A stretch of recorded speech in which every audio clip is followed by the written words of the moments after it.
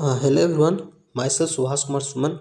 Currently I am doing MBBS from Government Vellore Medical College Vellore Tamil Nadu. और आज हम EM wave का हम पार्ट 2 स्टार्ट कर रहे हैं। पार्ट 1 हम ऑलरेडी ख़त्म कर चुके हैं। पार्ट 2 में हम सबसे पहले बात करेंगे सोर्स ऑफ EM वेव्स। तो सोर्स ऑफ EM वेव क्या होता है? पहला एक्सीलेटेड चार्ज होता है, दूसरा ऑसिलेटेड चार्ज होता है LC ऑसिलेशन में। ये दोनों क्या होता है, थियोरेटिकली जो होता है ना क्वेश्चन, उसमें डायरेक्ट पूछ लिया जाता है। जो फ्रीक्वेंसी ऑफ EM वेव होगा कितना होता है, 1/2 पाई अंडर रूट LC होता है, ठीक है। और स्पीड ऑफ लाइट कितना होता है, फ्रीक्वेंसी इंटू वेव लेंथ होता है। लैम्डा क्या है, wave length of EM wave से। देखिए क्या होता है कि जो EM वेव होता है उसमें direction of vibration of electric field and magnetic field are mutually perpendicular to each others. हमेशा देखिए जो EM वेव होता है उसमें इलेक्ट्रिक फील्ड और मैग्नेटिक फील्ड हमेशा एक दूसरे से परपेंडिकुलर होता है। और जो कहता को जो प्रोपागेशन ऑफ EM वेव होता है वो भी एक दूसरे मतलब सभी से परपेंडिकुलर होता है। जैसे कि इलेक्ट्रिक फील्ड है, ये मैग्नेटिक फील्ड है मतलब B है, तथा ये आपको EM वेव है, ठीक है, ये EMW है। तो क्या होगा कि देखिए ये EMW है, ये इलेक्ट्रिक फील्ड से भी परपेंडिकुलर है, ये बात करते हैं इससे भी परपेंडिकुलर है, और इलेक्ट्रिक फील्ड भी इससे परपेंडिकुलर। यानी EM वेव में इलेक्ट्रिक फील्ड हो, मैग्नेटिक फील्ड हो, या फिर direction of propagation of EM wave हो, ये सब का सब एक दूसरे से परपेंडिकुलर पे होता है, ठीक है। दूसरा बात, हमको direction of propagation of EM wave कैसे पता करेंगे, E×B से। कैसे, देखो जैसे कि ये है और ये है, बोला है सवाल में ऐसा बोलेगा कि इलेक्ट्रिक फील्ड का डायरेक्शन जो है ना जी क्राफ्ट के डायरेक्शन में है। कौन सा, इलेक्ट्रिक फील्ड का। मैग्नेटिक फील्ड जो है बी आपको वो पॉजिटिव आई कैप के डायरेक्शन में है। तो direction of propagation of EM wave क्या होगा, तो E×B, यानी E से B इधर की ओर, यानी ये जेड डायरेक्शन में हो जाएगा क्या, आपका direction of propagation of EM waves, ठीक है। तो हम direction propagation of EM wave के लिए क्या करेंगे, E×B। सवाल सोल्व कर लेते हैं, देखते हैं।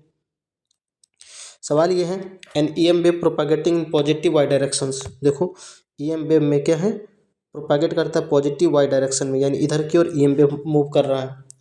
At any instant of times direction of vibration of electric field is in negative Z direction, यानी जेड डायरेक्शन नहीं, इधर की ओर क्या है, आपको इलेक्ट्रिक फील्ड मूव कर रहा है। Then at same instant direction vibration magnetic field पूछा है। अब मैग्नेटिक फील्ड के बारे में पूछा है। देखो आपको direction propagation of EM wave Y direction में है, तथा direction of propagation of electric field minus of Z direction में है। तो हमको मैग्नेटिक फील्ड का पूछा है। तो हम सभी जानते हैं E×B जो होता है direction propagation of EM wave होता है। तो E×B का वैल्यू पॉजिटिव जे दिया हुआ है, क्वेश्चन में ऑलरेडी मेंशन है। और E का वैल्यू क्या दिया है, माइनस ऑफ के कैप, ठीक है। और शुड इनटू B का क्या होना चाहिए, जिससे जे कैप के बराबर हो जाए। तो देखो हम माइनस के E×B, यानी इसको हम किधर की ओर क्रॉस में लाएं कि ऊपर की ओर आ जाए इसमें, तो E×B इधर की ओर, ठीक है ना। तो ये इधर आएगा, हम थंब रूल से पढ़े हैं, यानी क्या हो जाएगा, B का direction minus of pi cap हो जाएगा, यानी डायरेक्शन ऑफ B क्या हो जाएगा, माइनस ऑफ पाई कैप, यानी निगेटिव x डायरेक्शन में हो जाएगा, ठीक है। अब बात करते हैं इक्वेशन ऑफ EM वेव्स। तो इक्वेशन ऑफ EM वेव में अगर बात करते हैं, देखो इसके नाम में भी क्या है, इलेक्ट्रिक फील्ड, इलेक्ट्रोमैग्नेटिक वेव्स, यानी यहाँ पे इलेक्ट्रिक फील्ड भी आएगा, मैग्नेटिक फील्ड भी आएगा, दोनों रहेगा। अगर सिर्फ इलेक्ट्रिक फील्ड रहता तो इलेक्ट्रोस्टैटिक पढ़े हैं, सिर्फ मैग्नेटिक फील्ड रहता तो मैग्नेटिक फील्ड में पढ़े हैं। यहाँ पे दोनों हैं तो फिर EM वेव में पढ़ रहे हैं। तो इक्वेशन ऑफ EM वेव क्या होगा, तो सबसे पहले इलेक्ट्रिक फील्ड के लिए बात कर लेते हैं। तो E=E0 sin ωt minus kx। E0 के हैं maximum value of electric field, ठीक है। यानी अगर बात की इसको अगर एम्पलीट्यूड के टर्म में बोले तो इलेक्ट्रिक फील्ड का ये मैक्सिमम वैल्यू है, ये एम्पलीट्यूड हो जाएगा इलेक्ट्रिक फील्ड को ऑसिलेशन के लिए। उसी तरह मैग्नेटिक फील्ड का इक्वेशन, तो B=B0 sin ωt minus kx। B0 भी क्या हो जाएगा, maximum value of magnetic field. अब देखो इसमें भी साइन है, इसमें भी साइन है, तो जो फेज डिफरेंस होगा इलेक्ट्रिक फील्ड और मैग्नेटिक फील्ड के बीच में वो जीरो हो जाएगा, ठीक है। तो देखो ये तो हम पहले से जानते हैं हम लोग, ω=2πf, ω=2πf=2π/t। Propagation constant =2π/λ। कहाँ पर है, वेव में पर है। वेव वेलोसिटी V=ω/k किसी भी मीडियम में, जबकि फ्री स्पेस या फिर वैक्यूम में C=ω/k। C क्या है, speed of light. Refractive index क्या होता है, C/V होता है। ये सब तो पहले से हम लोग जानते हैं, ठीक है ना। नहीं जानते तो फॉर्मूला भी याद कर लेंगे। ठीक है। और क्या होगा, अब देखो, अगर हम ई बाई बी को हम क्या कर दें,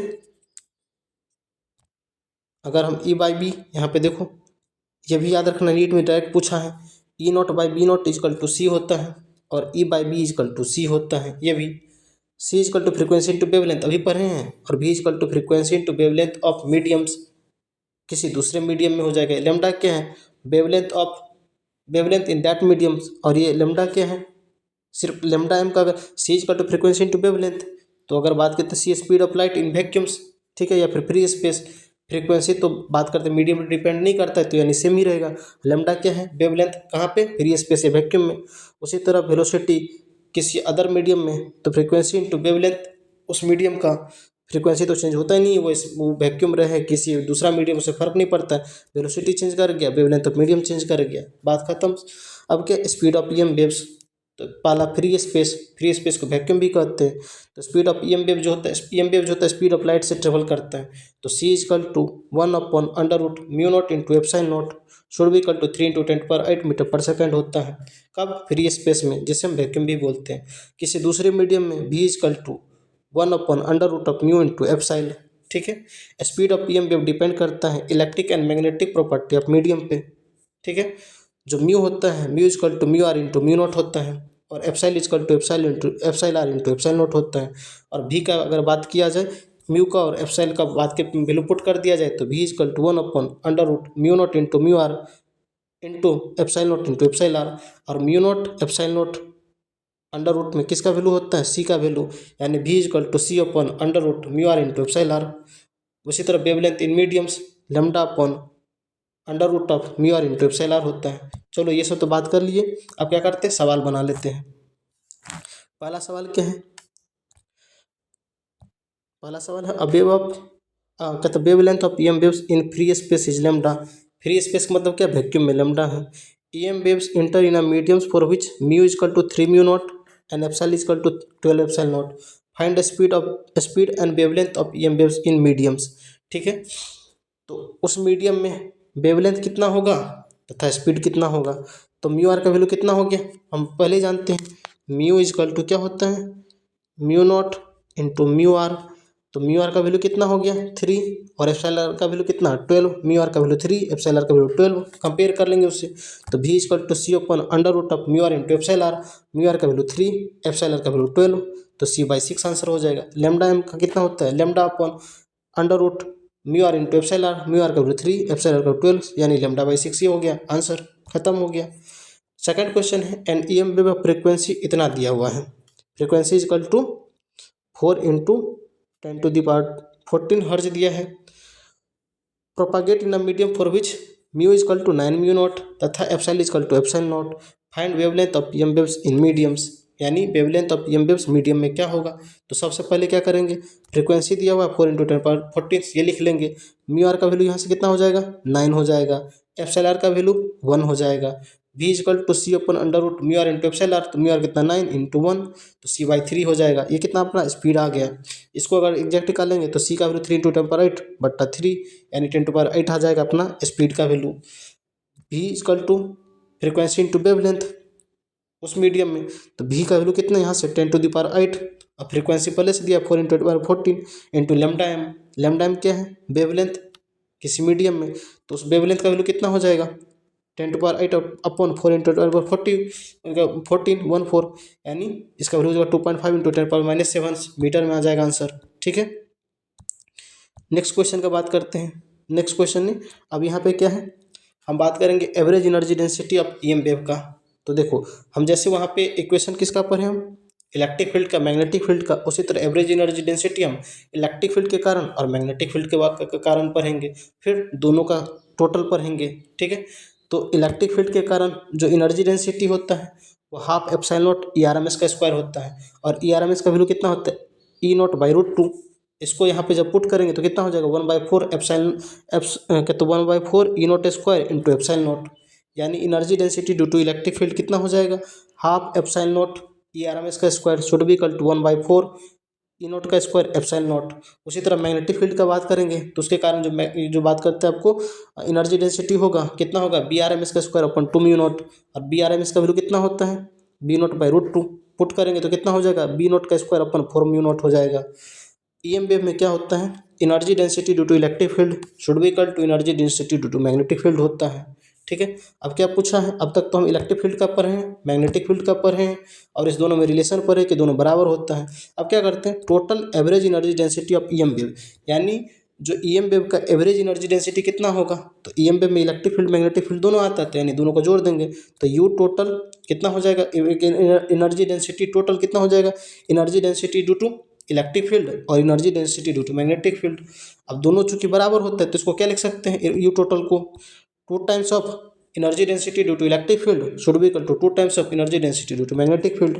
इसको अगर हम यू टोटल लिखें, यू मतलब क्या बोलते हैं एनर्जी डेंसिटी टोटल अगर बात किया जाए तो half epsilon not E not का square should be equal to B not का square upon two mu not हो जाएगा। ये इंपॉर्टेंट है, ये भी याद रखना, ये भी इंपॉर्टेंट है, ये भी इंपॉर्टेंट है। ठीक है, जितना भी जो कहता ये जो घेरा हुआ है ना ऐसे करके वो सब का सब इंपॉर्टेंट है। इंटेंसिटी ऑफ ईएम वेव का बात किया जाए तो इंटेंसिटी इज इक्वल टू क्या होता है पावर पर यूनिट एरिया, ये तो हम पहले से जानते हैं, कहाँ से वर्क एनर्जी पावर से ही। शुड बी इक्वल टू हो जाएगा average energy density into speed, तो I is equal to average energy density कितना है half epsilon not E not का स्क्वायर और B not square upon two mu not, तो इस दोनों में से दोनों में हम कर लेते हैं। तो average energy density half epsilon not E not का स्क्वायर और इनटू स्पीड कितना सी, क्योंकि ई वेव किससे स्पीड करता है स्पीड ऑफ लाइट से ट्रेवल करता है, देयरफॉर सी यहाँ पे आ जाएगा। उसी तरह बी नॉट का square upon two mu not into C हो जाएगा। ठीक है, पॉइंटिंग वेक्टर, अब पॉइंटिंग वेक्टर क्या होता है, इसको यूज किया जाता है किसके लिए to find propagation of EM waves, यानी ईएम वेव किधर की ओर प्रोपागेट करेगा किधर की ओर ट्रेवल करेगा वो पता करने के लिए हम पॉइंटिंग वेक्टर को यूज करते हैं। अब पॉइंटिंग वेक्टर क्या होता है एस होता है, एस वेक्टर को पॉइंटिंग वेक्टर कहते हैं। Should be equal to E cross B by mu naught होता है। ठीक है, शुड बी इक्वल टू, अब देखो बी को क्या लिख सकते हैं हम बी को लिख सकते हैं म्यू नॉट इंटू एच, कहाँ पर है मैग्नेटिज्म में, तो हम बी को अगर एस से रिप्लेस करें तो क्या हो जाएगा, अगर बी को एस से रिप्लेस करें तो एच इजकल टू क्या हो जाएगा B is equal to mu not into H हो जाएगा। तो इसकी जगह पर हम बी की जगह पर म्यू नॉट इंटू एच अगर डाल दें तो क्या हो जाएगा यहाँ पे पहले से म्यू नॉट और ये म्यू नॉट कैंसिल्स, यानी ई क्रॉस एच हो जाएगा। उसी तरह अगर बात किया जाए म्यू नॉट क्या होता है, देखो सी इजकल टू क्या पढ़े हैं one upon under root of mu not into epsilon naught. ठीक है, अब ये म्यू नॉट को अगर इधर लाएंगे तो इसको भी स्क्वायर कर देते हैं तो ये रूट हट जाएगा, तो mu naught is equal to epsilon not into C squares, तो उसे epsilon not into C square हो गया इंटू ई क्रॉस बी। ठीक है, पॉइंटिंग वेक्टर ये बहुत इंपॉर्टेंट फार्मूला है। ठीक है, तो पॉइंटिंग वेक्टर क्या होता है ई क्रॉस बी बटा mu naught should be equal to C square epsilon not into E cross B should be equal to E into H. इसको यूज़ किया जाता है to find direction of propagation of EM waves. उस पर से अगर बात करते हैं मोमेंटम ऑफ ईएम वेव्स, तो मोमेंटम पी क्या होता है P is equal to U by C, U क्या है एनर्जी ऑफ ईएम वेव्स। उस पर से बात करते हैं रेडिएशन प्रेशर्स, ये इंपॉर्टेंट है, रेडिएशन प्रेशर बहुत आता है, यहाँ भी आता है और थर्मो में भी आता है। तो radiation pressure is equal to I by C, I क्या है इंटेंसिटी। ठीक है, अब बात करते हैं रेडिएशन प्रेशर, हम दो केस में बात करेंगे कब परफेक्टली ऑब्जर्विंग सरफेस के लिए, तो जो रेडिएशन प्रेशर होता है आई बाई सी होता है, और प्रेशर किसी भी तरह का होता है फोर्स पर यूनिट एरिया होता है। तो हम अगर रेडिएशन फोर्स का अगर बात करते हैं तो कितना हो जाएगा, इसको इधर चला जाएगा ये, ठीक है, तो कितना हो जाएगा इधर चला जाएगा तो आई ए बाई सी हो जाएगा। पहला किसके लिए हो गया परफेक्टली ऑब्जर्विंग सरफेस के लिए, ये याद हो ना हो ये याद होना चाहिए, radiation pressure equal to I by C, और उसको इक्वेट कर लेंगे एफ बाई ए से फोर्स पर यूनिट एरिया से, तो अपने रेडिएशन फोर्स आ जाएगा, कभी कभी वो भी पूछ लिया जाता है। दूसरा, ये तो पहले हम किसके परफेक्टली ऑब्जर्विंग सरफेस के लिए, दूसरा बात करेंगे हम परफेक्टली रिफ्लेक्टिंग सरफेस के लिए, तो जो रेडिएशन प्रेशर होता है टू आई बाई सी होता है, और टू आई बाई सी, अब ये रेडिएशन प्रेशर और pressure is equal to force per unit area, तो रेडिएशन फोर्स कितना हो जाएगा, ये इधर जाएगा एरिया, ये जो इधर इसको भेजेंगे तो टू आई बाई सी हो जाएगा, क्या हो जाएगा टू आई ए बाई सी हो जाएगा। दोनों केस में परफेक्टली बात करते, परफेक्टली ऑब्जर्विंग सरफेस के लिए I by C radiation pressure, perfectly reflecting surface के लिए टू आई बाई सी। खत्म हो गया, अब सवाल पे हम आ जाएंगे। पहला सवाल क्या है, an E M waves of frequency, इतना फ्रीक्वेंसी ये दिया हुआ है 6 × 10⁴ hertz, an amplitude of electric field 1 volt दिया है, यानी ई नॉट कितना 1 वोल्ट दे दिया है। Propagating in a free space, then find amplitude of magnetic field and intensity of waves, यानी बी नॉट पूछा है। तो ई नॉट बट्टा B not is equal to C है, तो पहले से हम जानते हैं। तो अब बी नॉट को क्या लिख सकते हैं, हमको बी नॉट पूछा है, तो B not is equal to E not by c. E not का वैल्यू कितना दिया 1 अपन सी का वैल्यू कितना 3 × 10⁸, यानी अपने पास बी नॉट का वैल्यू कितना आ जाएगा 1/3 × 10⁻⁸ वेबर पर मीटर स्क्वायर हो जाएगा, किसका बी नॉट का वैल्यू। ठीक है, जिसको को क्या बोलते हैं एम्पलीट्यूड ऑफ मैग्नेटिक फील्ड, पहले ही बोल चुके हैं। उस पर से इंटेंसिटी पूछा है, इंटेंसिटी क्या होता है half epsilon not E not का स्क्वायर इंटू सी। हाफ को हाफ रख देंगे। एप्सिलॉन नॉट का वैल्यू कितना होता है 8.85 × 10⁻12। ठीक है, ई नॉट का स्क्वायर, ई नॉट का वैल्यू 1 यानी 1 का स्क्वायर, और सी का वैल्यू यहाँ से ये वाला पुट कर देंगे तो अपना क्या आ जाएगा, अपना इंटेंसिटी आ जाएगा कितना 13.27 × 10⁻4 वाट पर मीटर स्क्वायर हो जाएगा। ठीक है, second question, in a previous problem if EM wave is propagating in medium for which mu is equal to 4 times of mu naught and E is equal to E कहता है epsilon naught. ठीक है, कहता है epsilon is equal to epsilon not, find intensity of EM waves in mediums. यानी इस सवाल में, ये तो पहला कहता फ्री स्पेस में था, अब ये दूसरा सवाल है सेम सवाल मीडियम में है।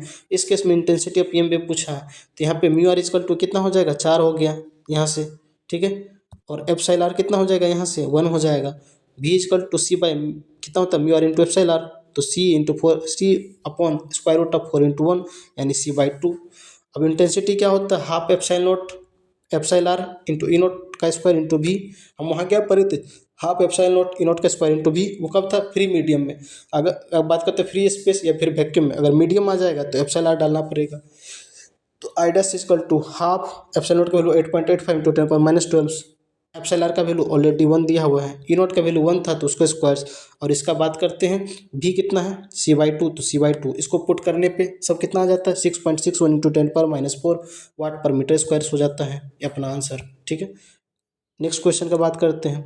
अब बल्ब ऑफ पावर 200 वाट, पावर कितना दिया 200 watt, producing EM waves in a free space यानी वैक्यूम का, then find intensity of EM waves at a distance 2 metres. Intensity पूछना है 2 मीटर पे कितना होगा फ्रॉम बल्ब, यानी कोई ये बल्ब है, जैसे ये बल्ब है यहाँ ये ग्लो कर रहा है, तो यहाँ से 2 मीटर डिस्टेंस पे इंटेंसिटी कितना होगा। अब देखो बल्ब जो है ये तो चारों डायरेक्शन में क्या करेगा अपना लाइट को इमिट करेगा, इसके पास जो पावर होगा, तो यानी 2 मीटर डिस्टेंस पे एक स्फीयर का फॉर्मेशन कर लेगा।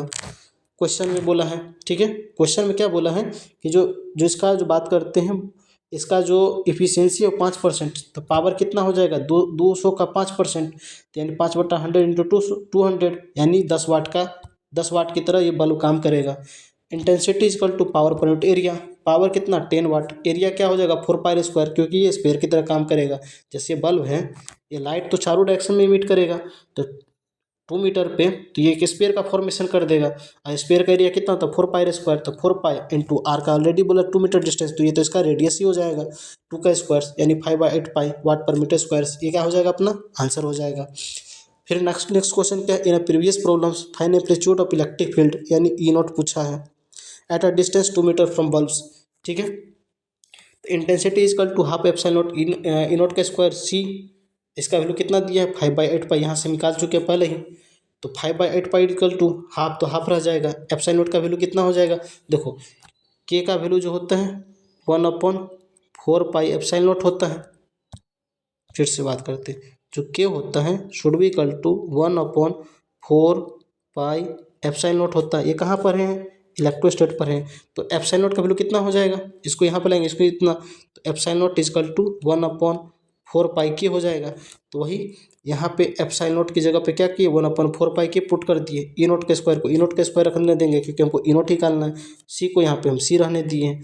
अब क्या है ये 8π इस 4π और 2 से कट गया, तो कितना हो जाएगा ई नॉट का स्क्वायर यहीं रह जाएगा, और इधर की ओर के चला जाएगा यानी 5k, और इसी नीचे आ जाएगा यानी 5k/c, ये ई नॉट का स्क्वायर हो गया। अब क्या करेंगे हम 5 तो 5 ही है, के का वैल्यू 9 × 10⁻9 होता है बटा सी का वैल्यू 3 × 10⁸ होता है, तो ई नॉट का स्क्वायर 150 हो गया, तो E not is equal to square root of 150 volt पर मीटर हो जाएगा, ये अपना आंसर आ गया। ठीक है, नेक्स्ट क्वेश्चन क्या है, एक EM वेव से इंटेंसिटी जिसका आई है is incident on a surface perpendicular to it. ठीक है, क्या है एक EM वेव है जिसका इंटेंसिटी आई है वो क्या किया है, परपेंडिकुलरली एक सरफेस पे इंसिडेंट किया है। ठीक है, बोला 30% of incident radiation is observe, यानी अगर बात किया जाए आई है तो इसमें 0.3 आई इसमें ऑब्जर्व हो जा रहा है। ठीक है, एंड रिमेनिंग रिफ्लेक्टेड, यानी कितना 0.7 रिफ्लेक्ट हो रहा है, 0.7 आई क्या हो, रिफ्लेक्ट हो रहा है।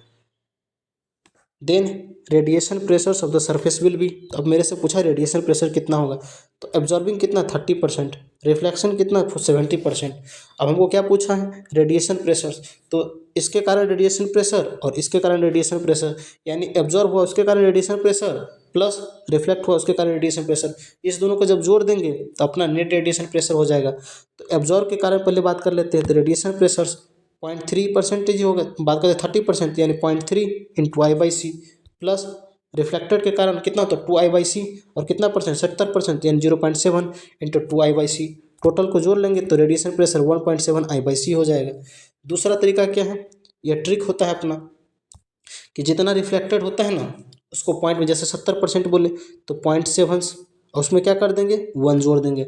80% रिफ्लेक्टिंग हो गया तो 0.8 प्लस 1 कर देंगे, यानी 1.8 I/c।